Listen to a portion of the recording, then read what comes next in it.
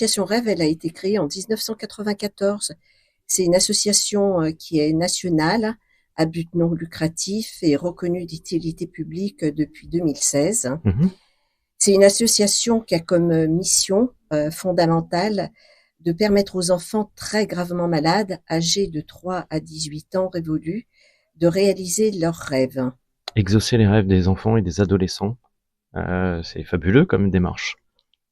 Leur offrir une parenthèse aussi pour oublier la maladie. Oui, pour oublier la maladie ou pour continuer sur une histoire de vie qui peut être complexe, puisqu'on a des enfants qui sont aussi en soins palliatifs. Oui. Euh, Ces enfants dont la gravité de la maladie altère réellement le regard qu'ils portent sur la vie, Mhm. ils ont plus que tout autre enfant besoin de rêver à un projet qui les porte dans la vie, eux, mais aussi leur famille, leurs parents, Bien sûr, leurs frères et sœurs. bien sûr, parce que effectivement, on parle des enfants gravement malades, mais il y a bien entendu une dimension sociale autour d'eux, hein, comme vous le dites, avec les proches. On rentrera un peu plus derrière et encore plus dans le détail. Comment est née l'association Rêve? Par qui, pour qui? Alors, avant qu'on parle de sa création, je Hmm. tiens à préciser que cette association, elle est nationale, Oui, mais qu'elle est représentée d'un point de vue local par 30 délégations, ce qui nous permet d'être au plus près de ces enfants, de leurs familles, des partenaires et aussi des établissements de santé. Alors, comment est née l'association Rêve?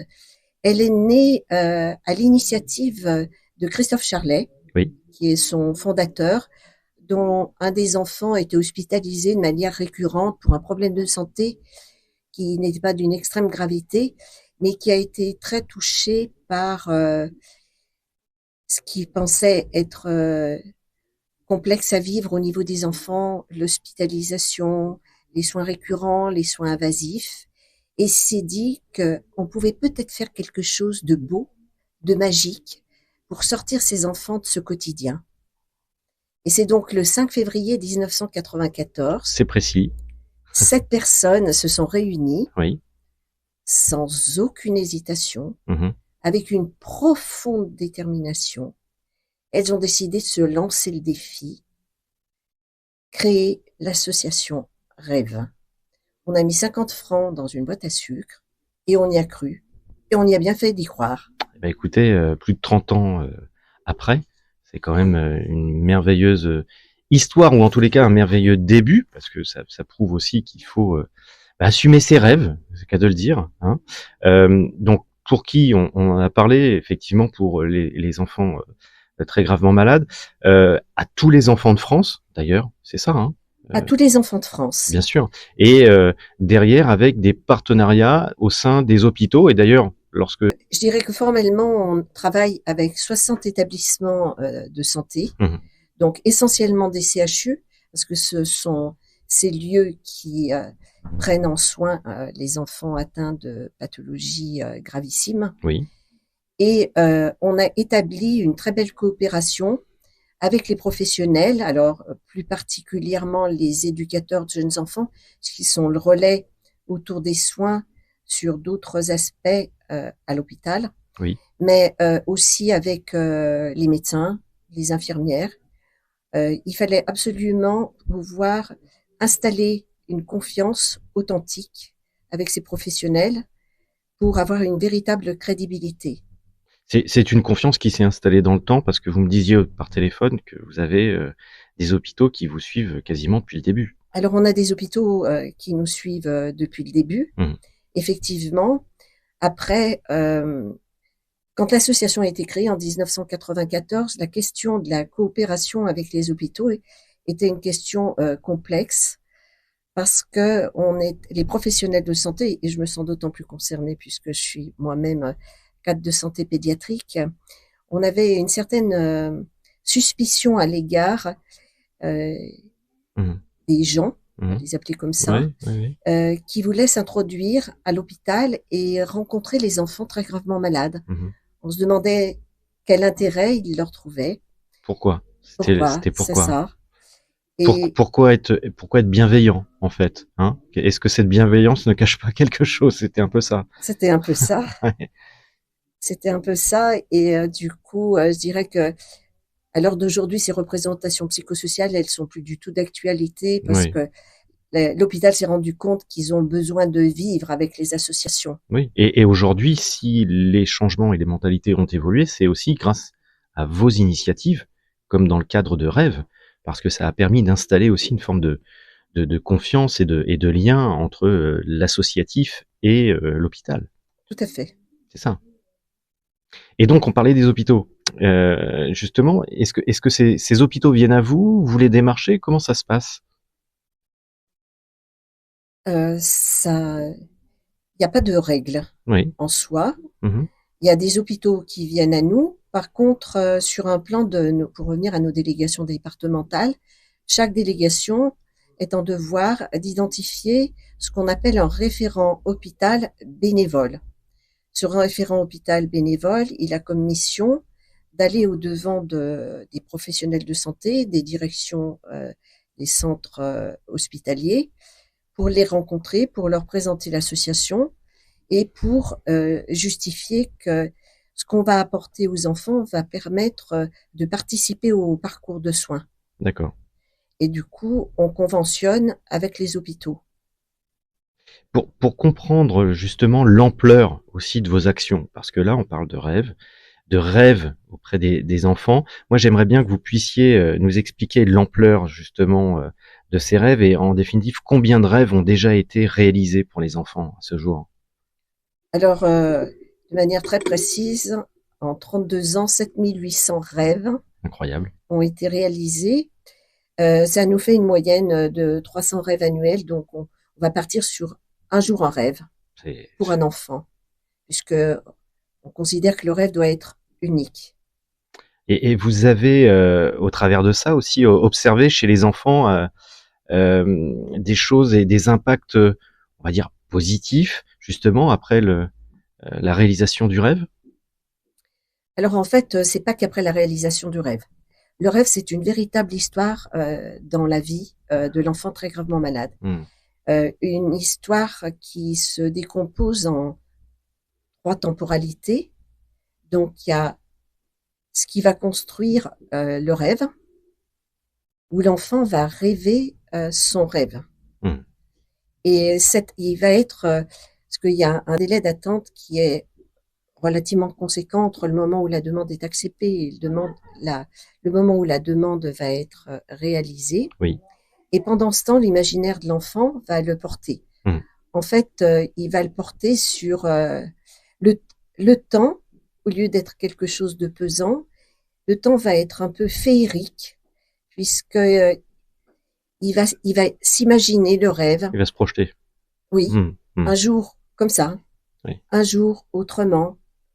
C'est très, très différent en fonction de la Ça typologie lui du donne un rêve. but aussi. Ça lui donne un but. Je suppose que d'un point de vue, allez, je vais dire thérapeutique. Moi, je suis pas un professionnel de la santé, mais je suppose que ce que vous étiez en train d'expliquer, c'est que l'enfant mentalise, en fait, globalement son rêve, se projette, et en même temps, ça lui donne un objectif autre que celui d'être sous la contrainte d'une maladie qui malheureusement l'attaque. C'est un peu ça? Oui, c'est ça. Et puis en fait, cette attente, elle vient combler le vide Mmh. qui s'était installé entre l'hôpital et le domicile de l'enfant. Et l'enfant, en fait, il va porter son rêve pour lui-même. Il va le dessiner, il va le chanter, il va en parler aux autres, Bien sûr. à sa famille, à ses frères et sœurs, à ses copains. Ça va le faire exister autrement, c'est ça? Oui, oui, allez-y, cut. Pas de problème. Un cut.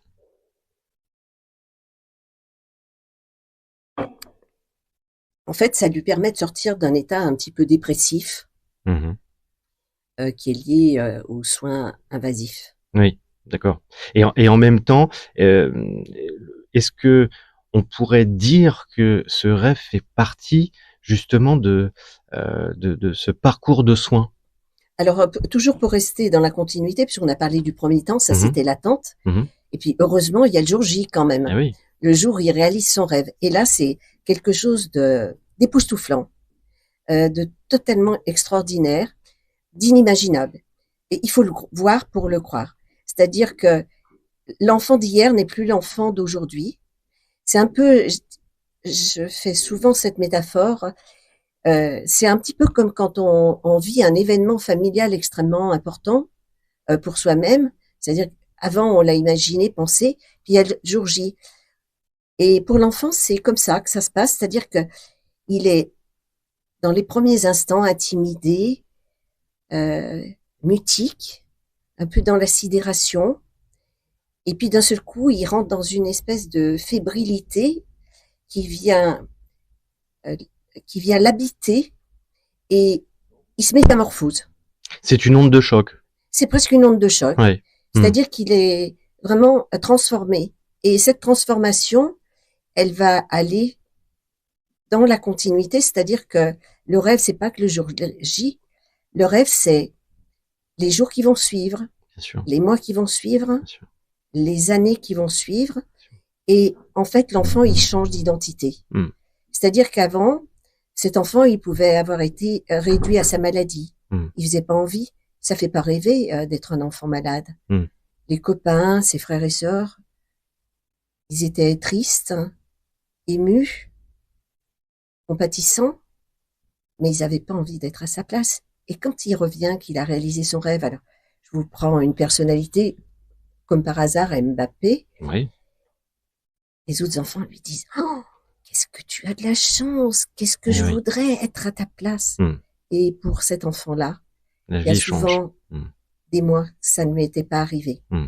Et il se retrouve finalement un enfant ordinaire, mais en même temps un enfant qui a fait quelque chose d'extraordinaire. Eh oui. Ça participe, je suppose, en plus à sa construction, à cet enfant.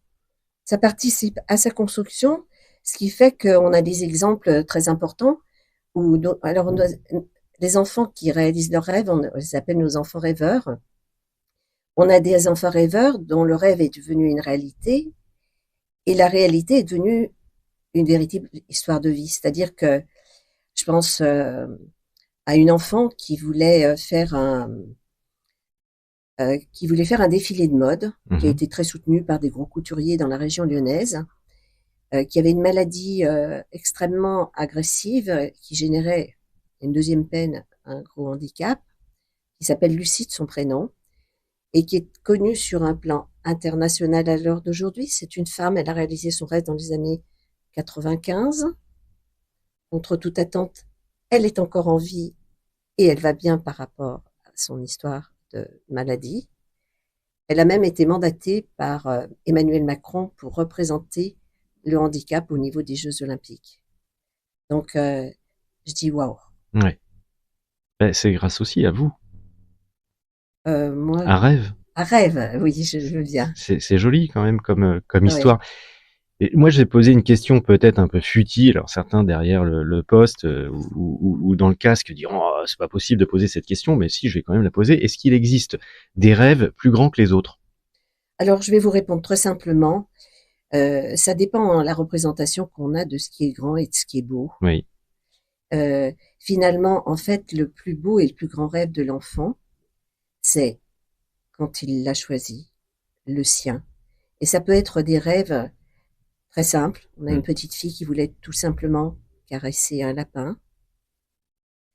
Après, on peut avoir des rêves grandioses. On a un enfant qui voulait partir sur la Lune. On l'a emmené à Kourou, voir décoller une fusée.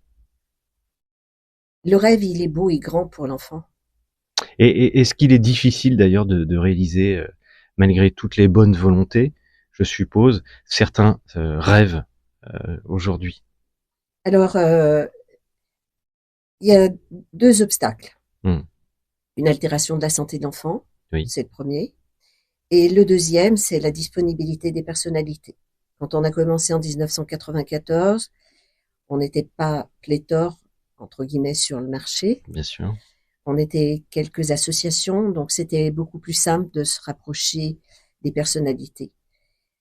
Là, à l'heure d'aujourd'hui, il faut faire avec leur agenda. Et du coup, il se passe du temps.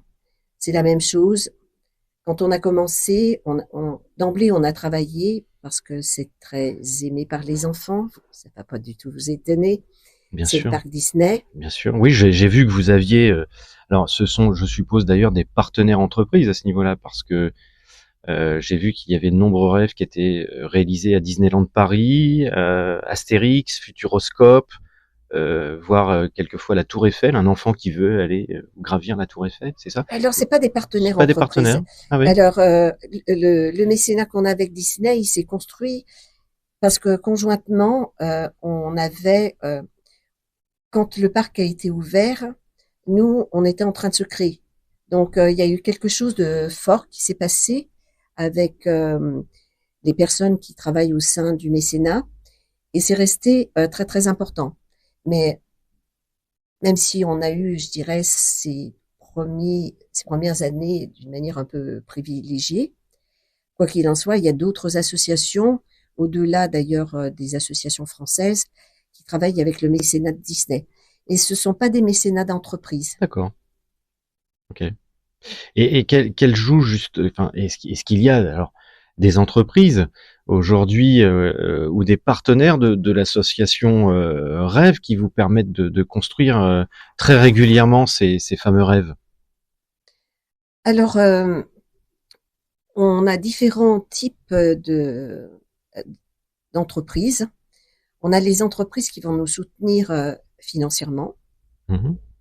donc sur du mécénat traditionnel. D'ailleurs, je profite, hein, je profite de faire un appel aux dons. Hein. Il faut absolument aller justement sur la page du site de l'association, hein, si vous avez besoin d'être soutenu, bien entendu. Et puis sur rêve avec un s.fr, très important que vous soyez une entreprise ou un particulier. Donc vous aviez donc, comme vous le disiez, des partenaires entreprises qui vous Alors, on a des soutiennent partenaires financièrement. entreprises sur un plan financier, et puis on a des entreprises qui nous soutiennent d'un point de vue don en nature, Oui, et du coup qui participent aussi à la réalisation des rêves. Donc, ça peut être Ulysse par rapport au transport particulier au niveau du handicap. Disney en fait partie. oui. Il y a Des monuments parisiens, par exemple, aujourd'hui, est-ce qu'ils vous ouvrent les portes? Je pense notamment à la Tour Eiffel, je pense alors la Tour au Eiffel, musée, oui, pourquoi pas? oui. Oui. En fait, après, c'est plutôt au cas par cas, Mhm. c'est-à-dire qu'on sollicite. La plupart du temps, le oui vient spontanément. Alors, derrière, j'aimerais bien qu'on puisse, et pourquoi pas, dérouler un petit peu comment la réalisation d'un rêve, de l'idée à sa concrétisation se fait-il? Un enfant vous soumet un rêve, ou sa famille, hein, pour cet enfant. Quelles sont les différentes étapes en définitive? C'est assez simple. Mmh. Alors, soit la demande est faite par la famille ou l'enfant s'il est suffisamment grand pour le faire lui-même. En tous les cas, il faudra qu'il soit quand même accompagné de ses parents. Soit elle est faite par un professionnel de santé. Je rappelle qu'on travaille quand même beaucoup avec les établissements hospitaliers. Soit elle peut être faite par un tiers, quelqu'un de l'environnement de l'enfant. Donc,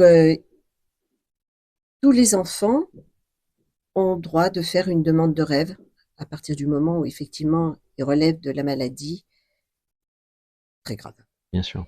Et donc, la demande se fait via notre site. On a un formulaire à Mmh. remplir. Une fois que le formulaire est rempli, la demande est traitée par une équipe de médecins et d'infirmiers qui évalue uniquement au niveau de la pathologie si celle-ci rentre dans nos critères d'éligibilité. Oui, Parce qu'il y a des pathologies, c'est facile oui, à bien sûr. identifier parce qu'on les connaît bien. Ouais. Et puis, du coup, comme on s'est pas fermé à une typologie de pathologie, on est aussi sollicité pour des pathologies rares, Mmh. génétiques. Et à ce moment-là, on travaille directement avec les médecins référents de l'enfant pour savoir, parce qu'on a très très peu d'éléments par rapport à la santé de l'enfant sur un plan du formulaire. Et du coup, on se rapproche du médecin référent pour lui demander son avis. Oui. Si vous avez un enfant qui vous dit mon rêve c'est d'aller à New York, vous vous dites oui c'est possible, sauf que vous pouvez vous apercevoir que la compatibilité n'est pas la bonne en fonction de sa maladie très grave qui ne lui permet pas par exemple de prendre l'avion. Alors, par exemple, ça peut être par ça, mais exemple? en principe, on dit à l'enfant: «Fais une demande, on te garantit pas que elle sera acceptée, mais tu n'as rien à perdre». C'est un peu comme quand les enfants envoient une lettre au Père Noël. Mmh. Ils vont faire une grande liste de cadeaux, ils n'auront pas obligatoirement tout sous le sapin. Mmh. Et du coup, une fois que la demande est traitée, c'est les salariés de l'association qui s'occupent de la logistique, c'est-à-dire de l'organisation de la mise en place du rêve.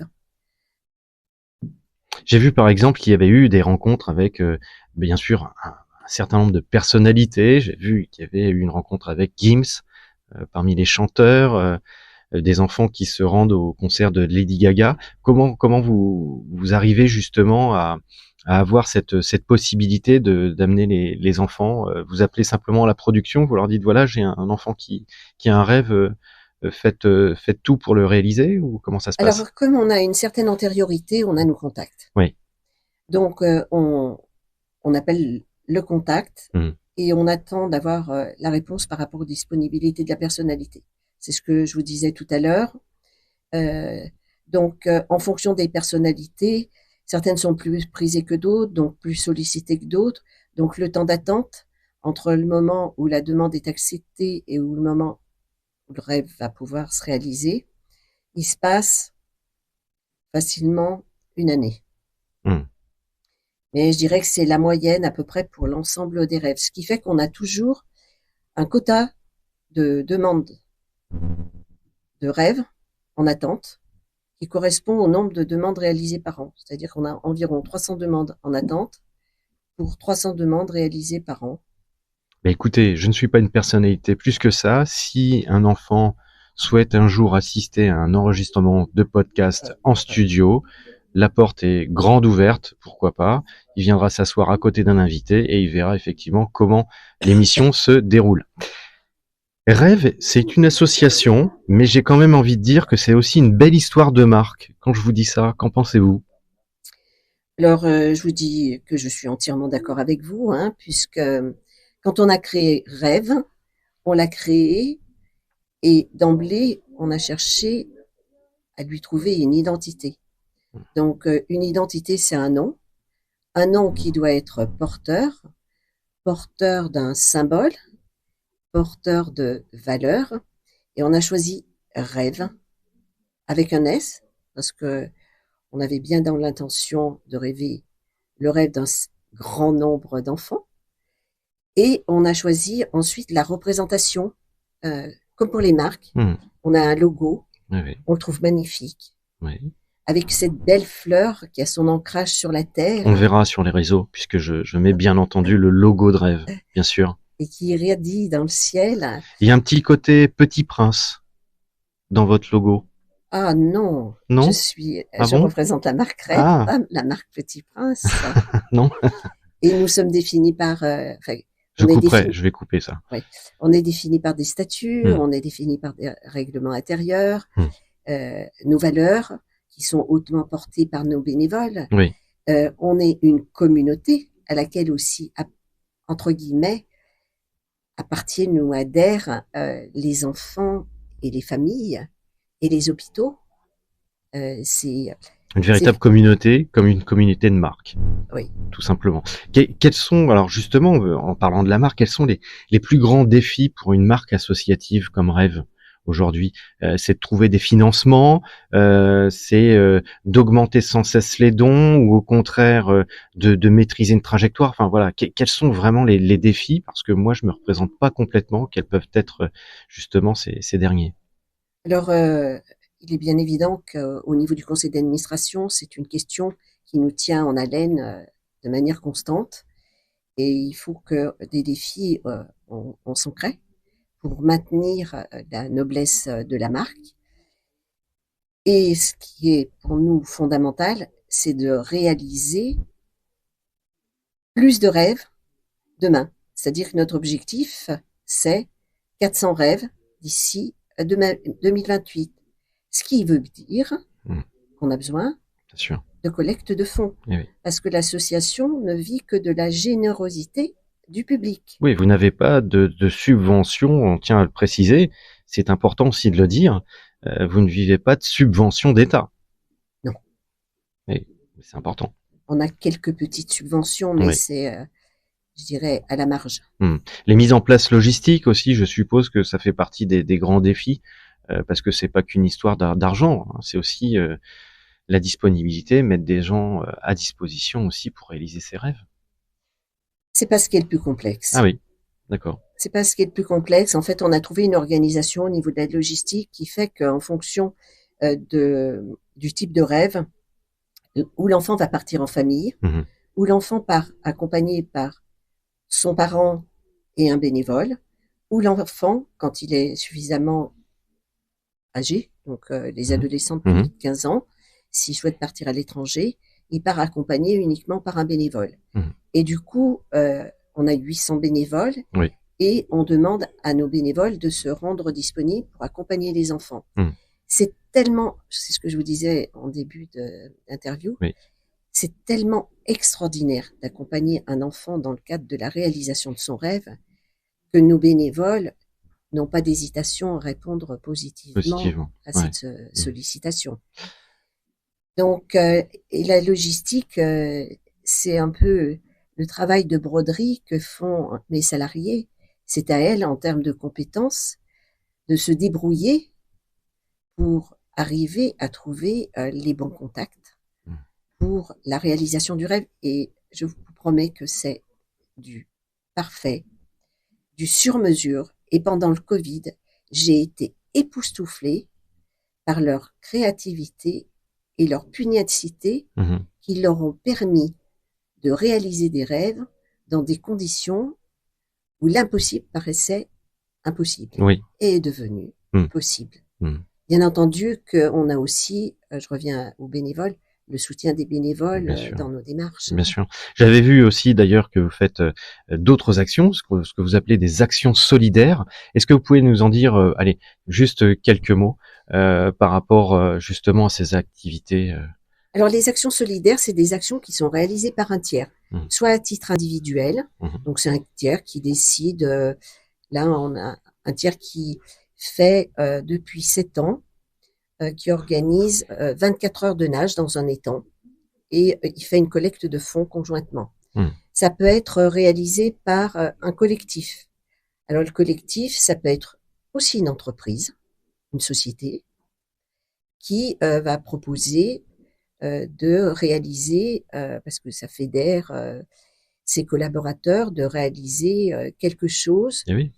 pour l'association. Mmh. Et puis, il y a aussi tous les établissements scolaires, de l'école maternelle aux études supérieures, Mmh. qui réalisent des bols de riz, des crosses solidaires, des soirées, Mmh. ça dépend de l'âge des enfants.